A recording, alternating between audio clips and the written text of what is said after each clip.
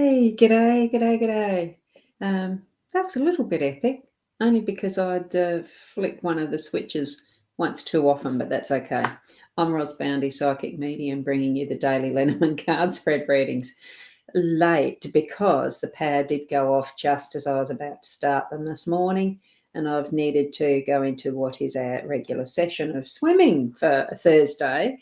The power did go back on just as we were going swimming, but, got there and it wasn't at the centre. So we came back home and we were still going swimming. All sorts of little mini stories in there, but we're here now for the cards. So let's do that. And good afternoon, Karen. Lovely to see you here. At least one person tuning in live, which is great to see. Thank you. And this one I've got to manually do the turning it off. That's good. Now let's swing over to the cards. I'll find the right button this time. Here we go. Oh, and of course we've got the sunshine coming in full blast. Hold on a sec. I might have to just swing it like this, and we'll do it like this. Here we go. Get it out of the sunshine. Move the camera a little bit. There we go. Now, it is the Guild of Reverie Lenormand deck. There we've got the cover. You can just see that in the corner. And I'll put this here because I'm probably not going to be able to zoom in too much with this one, being that it's 5 cards. What I had this morning was particular cards. These two just flew out first. They wanted to be read whether or not, and that was it. And for some reason, I still needed to actually have what would be the 3 card spread as such. So these are what Spirit wanted us to be super aware of, first above anything. And then here we've got the regular reading as such. Okay, and we've got the Owl card. Good afternoon, Kat. Lovely to see you here. Lovely, lovely. Now let's read the Owl card. So that is, just because it's not what you were expecting doesn't mean it's not everything you've been waiting for. So, those moments where, we really want something, but actually what Spirit chooses for us is even better. Not what we wanted. It's more so what we needed and what we did really want. You get what I mean? That's the perfect card, isn't it? Don't you think? And I think also in context of how these 2 cards here really wanted to be seen. And that is the choices card. So some sort of a choice has been needing to be made, or there is one coming up for today of some sort, and it's prominent. So it's either one way or the other. And it is in connection with what is our dreams come true, that is in our stars. And it's something that if you haven't had your natal chart analysed or interpreted recently, maybe it's time to go and have a refresher with what is the natal chart, your astrology, the zodiac wheel that was evident at your point in time of birth and where you were. So that's the picture that it's gauged on as far as the energies that were influencing you for what is your life and are influencing you still, because as we have the daily movement of all these planets and energies, it's those transits that make a difference for what is relevant for each and every day of our life. So here we have the connection of what is the choices that we can make, and it's gauged on what is our dreams and what is that map that is our soul with the zodiac, with the stars, because we do tend to live within that energy of what is our plan that we came into this lifetime with. And I do see many of these types of plans that we have. This isn't the only one we can use as a gauge. There is something that's been discovered called human design that I've just started moving into. Numerology is another one of those that can be used as a gauge of how we planned to be here in this lifetime and the daily influences that is creating. So that's what these 2 cards are there about and for. It's for good purpose. It is as a guide, almost as a blueprint of what we're here to do and who we are in that doing. Now with these 3 cards, the central one is the overall theme, and look at that, we've got a bridge. So if we even just slid that up there, here we've got a bridge between the 2 energies of the choices we're making in respect of what our soul plan is. And it's also very similar when we place it back here where it was, as I move them again, of course, taking time to contemplate what is actually those choices we can make between. This isn't making between, it is the choices we make in our home space and our workspace, but it's more about the bridges and crossing those bridges.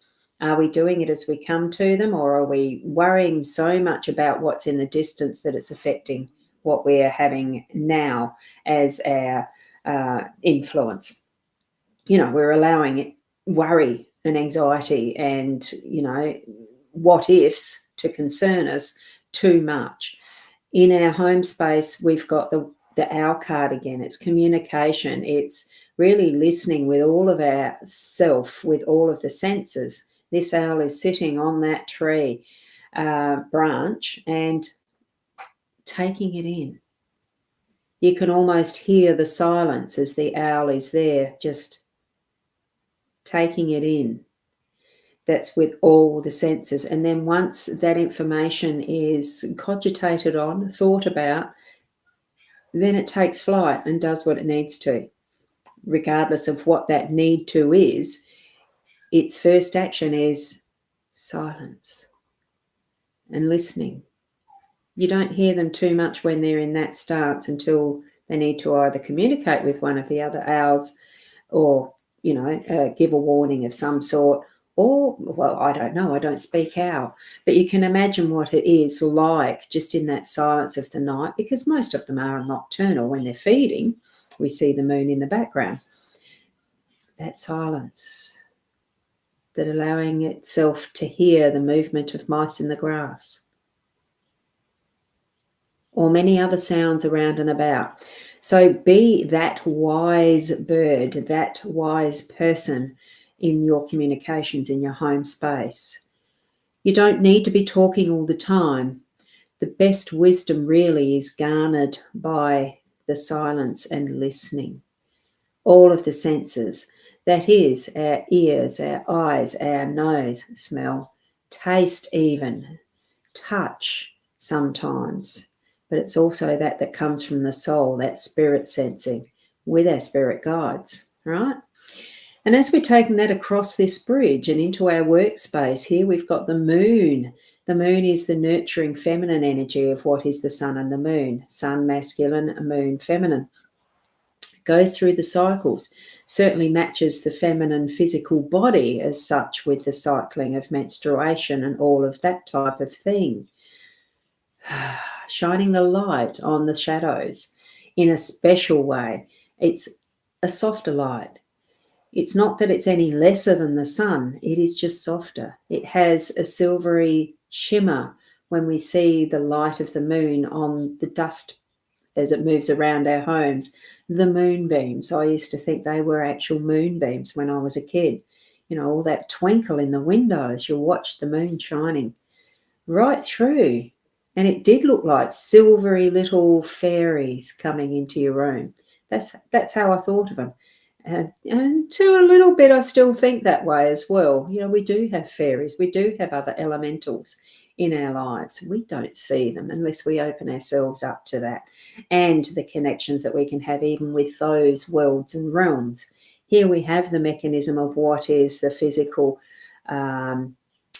It's an imagination. It's an imaging mechanical type of a device that's been made to look like the solar system and the moon's part in that above it all.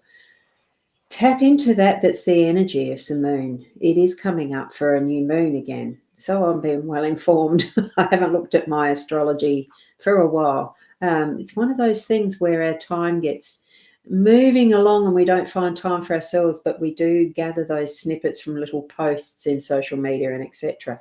I think in our workspace, in our business, in all that we're doing to connect with how we are earning our income and maintaining that abundance in our lives, this is going to shine the light on those parts of it that we're really needing to bring forward for the moment, to bring in something that is going to really be shining in a special light, to garner our interest, to actually,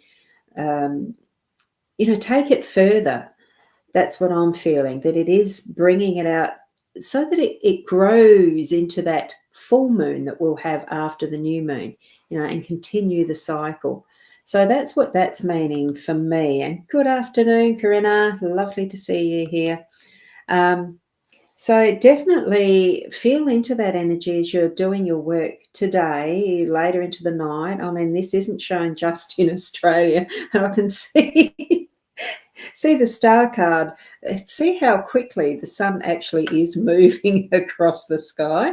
So we almost need to go like this, and it's almost in my lap now. At least I have an adjustable camera stand. I can shift it with it. But that's how quickly our timing goes. So make use of your time in the best way possible, that it's not around to the next new moon without having done anything. So in your workspace, in whatever way that is, keep an eye on, in whatever way that you use the tools to gauge the time. It could be just a calendar on a wall. It could be that you really tune into what effectively this is a 3D looking at what is above here with the natal chart, and where all of those planets and stars, sun and the moon and etc. do sit on those houses of the zodiac. There we go. We've got it up like a plate that way compared to being a picture that way. Very interesting, the connection, that it's the one on top of the other as well. And here we have with the owl, after that silence and taking time to contemplate, to think, to feel, to see, to smell, all of those senses, to then make the choice as to, do I stay here or do I fly? All of that. Isn't it intriguing? So that's the cards as they lay today. And I pushed the table out of the way. It was squishing me. Very intriguing and amazing spread, really. And don't Spirit know intimately what we need to know for our pathway in life. So trust them. Trust your connection with your spirit realm as well, your specific spiritual guide. Trust. And yourself as well, don't forget. So thank you for that, Kat. It is spot on, isn't it? Just how it blends, how the synchronicities fall into place. So there we go. I'll leave you with the rest of your afternoon. Have a beautiful day. Keep being the best you that you can be. And I'll see you hopefully closer to the 8:30 tomorrow morning without any incident. Bye for now, and namaste.